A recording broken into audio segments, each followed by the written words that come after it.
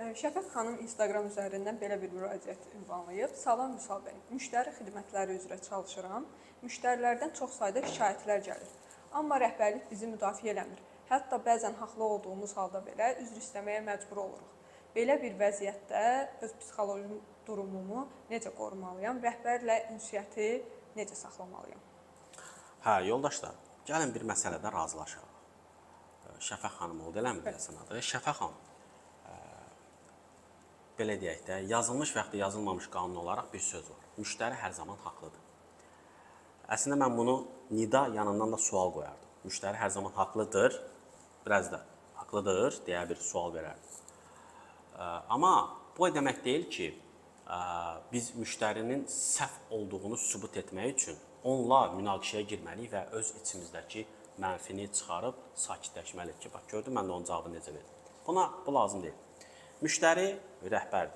Bizim şirkətdə oturan rəhbərdən də üstün rəhbərdir. Çünki o rəhbər orada niyə oturub?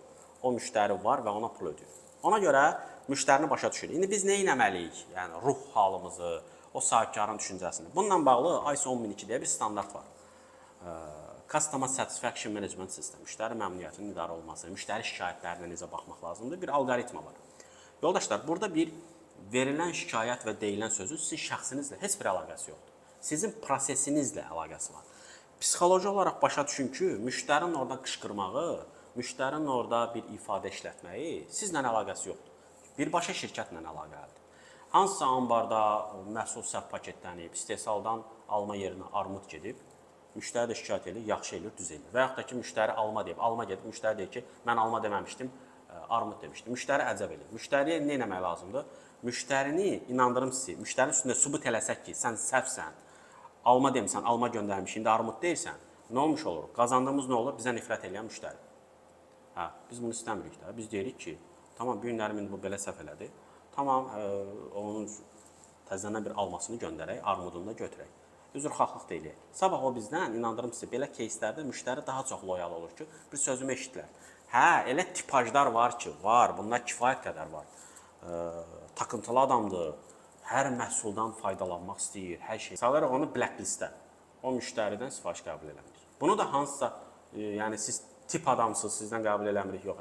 Yəni siz, bizdə, misal üçün, hələ ki, bu məhsulla bağlı sifarişlərimizi ala bilmirik və yaxud da ki, hansısa bir formada artıq şirkətin siyasətinə asılı olaraq bunu bildirə bilərik. Yəni, sözümün canı nədir? Birinci, o flow'unu çəkməliyik. Müştəri şikayəti hardan gəlib, necə emal olunmalıdır? Müştəri şikayəti necə araşdırılmalıdır, necə baxılmalıdır, necə bildirilməlidir?